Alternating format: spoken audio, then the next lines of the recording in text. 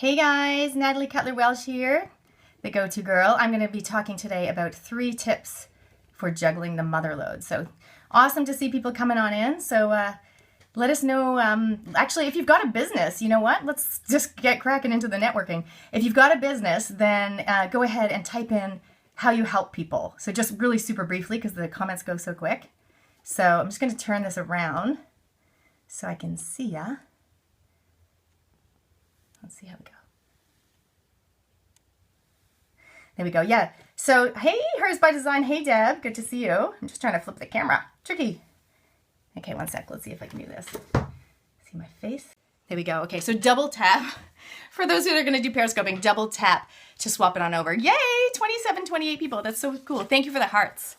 Hey, so we're going to do a little bit of networking before we kick things off into the 3 tips for juggling juggling the motherload. I love that term. Basically, when you're raising a family and you're running a business and you're trying to do it all, these are 3 things that worked for me.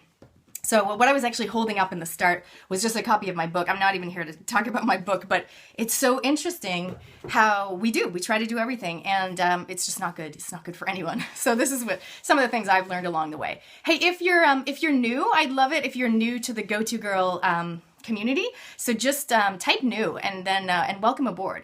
So please go ahead and network as well. So what happens if someone comments, you can put your finger on their name and then you can click view profile and it'll open up and you can follow them if you want to. So if you see what they're about and you think it's relevant to you and your life and your business, then go ahead and follow them. Hey, also, if you've got a community of people who might be keen to learn about the 3 tips for juggling the motherload, then please go ahead and share. So to share, you just tap in the bottom right corner, depending on what type of phone you're on. And that just kind of helps to tell other people that we're live now. And for people watching the replay, thanks so much. And it'd be great if you could share it too. Awesome. So yeah, just go ahead and network and comment and tell us how you help people. That would be awesome. Okay, so for those of you that don't know me, I am Natalie Cutler-Welsh, aka the Go-To Girl. So I'm all about connecting and coaching entrepreneurs, and my tagline is there it is behind me, by making social media and networking easy, fun, and fabulous. So I love helping people with social media, not managing it for them, just teaching them how to do it. And I love connecting people, so that's pretty cool. But it is tricky when you're trying to be a parent as well. So if there's some dads listening, this is going to be some hot tips for you too, for yourself. Hey, Fiona from Kiffin, great to see you.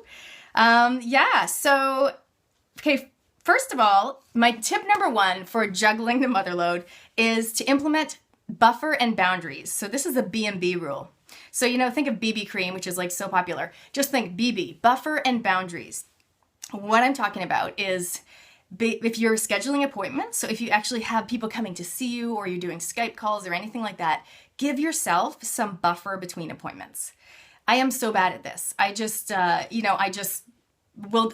basically go back to back in my appointments. So make sure if, for example, if you offer a 20-minute free Skype consult or something like that, then make the appointment time for 30 minutes just to allow yourself some buffer. Because I know for me at least, I get my husband texting me, asking me if I've had lunch, and I'm like, no, I've just been working all day, because I don't allow enough buffer. So that's tip number 1. In terms of boundaries, so what I'm talking about is actual physical boundary in your house is one thing. So for those of you that are lucky enough to have a specific area, like here I am in my office, this is my podcast studio for my podcast, Go-To Girl. And I love my little girl cave down here, which is great.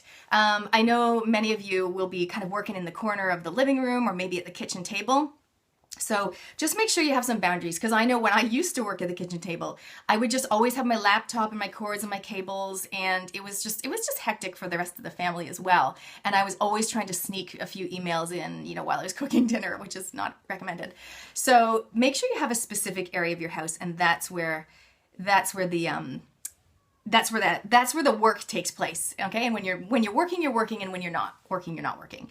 For some of you that have young kids, so I've got 2 at school, 1 at home, and it's really tempting for me to just kind of put my 4-year-old in front of the iPad and get some work done, even though it's not my work day, quotes in here, not my work day, which I know is really naughty. So, yeah, I know. So thank you so much, modern parent, saying that you're bad at that, working around the house. Oh, I hear you. That's why it's so good when I leave my laptop down in the office, because then I actually have to go to the effort of going to get it. And so it kind of has that physical barrier, which is actually quite good. So really have a physical space difference, and also have like lock and load your time frame.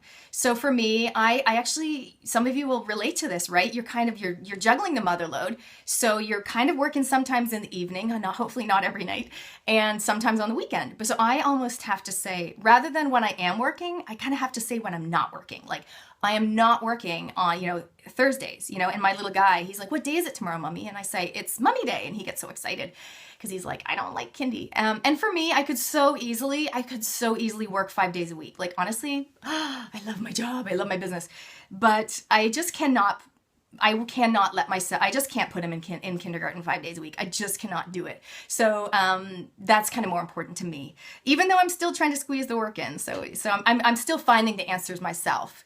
But basically, if you have certain times that you're not working, then you really have to stick to that. Hey, I'd love people to comment. I'm from Canada for a long time because I say Toronto instead of Toronto, which is what I used to say. I live in New Zealand. I'm in Auckland at the moment. That's where I'm living, so it's all is well. Okay, great. So yeah, keep commenting and remember, keep following each other. So this is a great chance to network.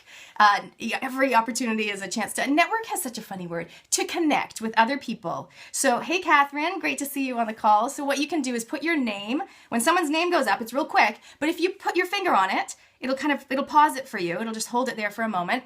And then you can click view profile. It'll open up their Periscope profile. And you can just decide if you want to follow them or not.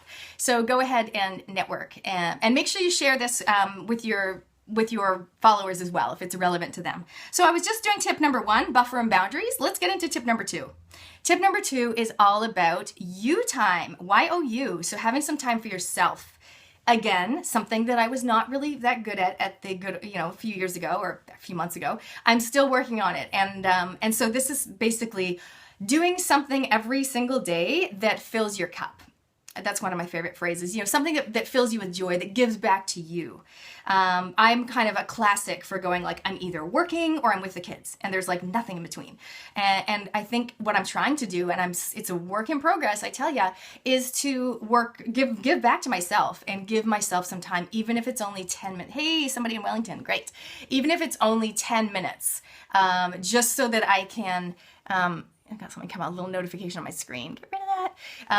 Just so that I know I do speak too fast. I agree. So even if it's 10 minutes, I'll try to slow down.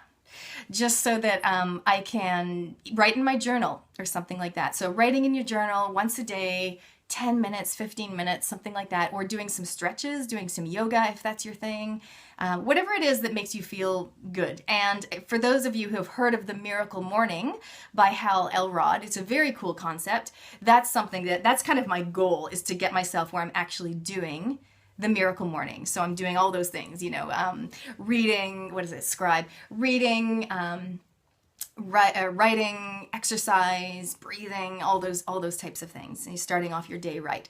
One of the things you can do is actually wake up before the children. Very tricky, but apparently it can be done. Oh, goodies. Oh yeah, Deb's reading the Miracle Morning book. Yeah, it's really cool. So yeah, getting up before the kids is one way to get you time. Otherwise, just a little bit of, tagging out time with friends. The good old like, hey, I'll look after your kid on Tuesday for an hour if you can look after my kid on Friday for an hour, that kind of thing. And don't go grocery shopping with your time. Like, actually take the time for yourself. Go for a walk, go for a jog, read a book, read a magazine, just lie there, in the sun, on the couch, whatever it is that makes you feel fulfilled, or gives you a little bit of energy back. Okay, so that's tip number 2. Hey, something that some people are getting into is the adult coloring books. And in fact, I just purchased one myself from Outie and Zed. And I think that's going to be cool. That'll help me just slow it on down and be present. Being more mindful rather than just rushing from, one task to the next. Okay, so tip number 3 is don't try to do it all. Okay, so don't try to be awesome at baking muffins when your kids are home and have a really clean house and have an amazing business and be the most awesome partner to your husband and everything in between. You don't need to do it all. There'll be some things that you just don't even like doing. Like for some people really enjoy cleaning the house. Like that's kind of you might put a podcast on and you might clean. Other people hate cleaning the house. And so I would say exactly. Yes, you said it, the modern parent. Outsource, exactly. Which is basically getting someone else to do those things in your business. I know you're used to outsourcing in your business. Some people will be. Tasks to a virtual assistant, which is great. And that's a whole nother Periscope altogether. But outsourcing, some of the domestic duties, can be great. So maybe it's getting groceries delivered to your door if you don't like shopping, or getting a cleaner. And some people I know, you're going to be like, oh yeah, if I had the money, I'd get a cleaner. You know what? You can just tweak your lifestyle. I mean, feel free to argue with me on this one, but you can tweak your lifestyle to make those things happen if they're really that important to you. Okay, so for example, I look after 3 extra kids on a Monday for my friend because she's working. It helps her, and she pays me. So, no problem. I can hang out with 6 kids on a Monday for 2 hours, and that money pays for my cleaner. So it's a little bit of like, what's your priority? What are you good at? What do you love doing? And then let go of some of that stuff, the stuff that causes you stress, the stuff that you don't love doing. So the message really there is you don't need to do it all. Outsource the things you don't love doing. So yeah, there we go. Those are basically 3. There's so many tips, but those are just 3 of the tips to juggle the mother load, which is, running a business while raising a family, to make sure that you can be present with your kids when you're with them instead of like doing the old sneak off and email one of your clients or something like that. So it's really, we talked about, I'll just do a little quick recap. So the tips were buffer and boundaries. So making sure that in your schedule, you have buffer between your appointment times, and make sure you have boundaries in your life. So physical boundaries between where is your workspace and kind of contain it, rather than having your laptop like everywhere around the house. And also just boundaries with yourself. Like when are you working and when are you not working? And then you need to stick to that. And that's, again, something that I'm working on myself. Yes, by the way, if you're loving this and getting some good info, then go ahead and if you just tap the screen, the little hearts go up, and that means that you're enjoying it, which is really cool. So that was tip 1. Tip 2 was you time, so time for yourself. You know what? If you're not sure, just brainstorm a list of 10 things that you love doing that make you happy, and then maybe you just do a different thing every day. And maybe on the weekend it's something longer. So maybe it's like movie with the girlfriends, or finishing off that book that you've been trying to finish for the past 2 months, that kind of thing. Okay, so that's tip number 2, which is really, what do you love to do? What fills your cup? And just put it in your, actually you can put it in your calendar. You can actually put me time in your calendar every day, even if it's 10 minutes and maybe an hour on the weekend. And maybe wake up before the kids. Does anyone comment? Let me know. Do you wake up before the kids intentionally? Because that's a great time to get things done, or to have some you time, be it meditating or writing writing in the journal. Maybe as they get older, but then they start going to bed later. It's tricky, isn't it? Okay, so tip number 3 was don't try to do it all. So outsourcing. Outsource the things you don't love doing so that you can do a better job all around. You do not need to be awesome at everything, okay? Just like in business, you don't need to be awesome at everything. Same thing in your motherhood life. You don't need to be baking biscuits. Honestly, if I was to make myself bake, I would just oh my God, it would just be all bad. It's just not something I love doing. So do the things you love doing, do the things you're good at, and outsource the rest. Those are the 3 key tips for juggling the mother load. So awesome, guys. Thanks for tuning in, and I'm going to be every week. If there's a particular topic that you want, then let me know. You can tweet me, GoToGirlNZ, or you can private message me on GoToGirl social media and networking. So awesome. And I am going to do a big networking Periscope too, so people can mix and mingle. So I'll do one of those coming up in a few days. So thanks so much, and I'll send me a message and I'll follow you back. Cheers.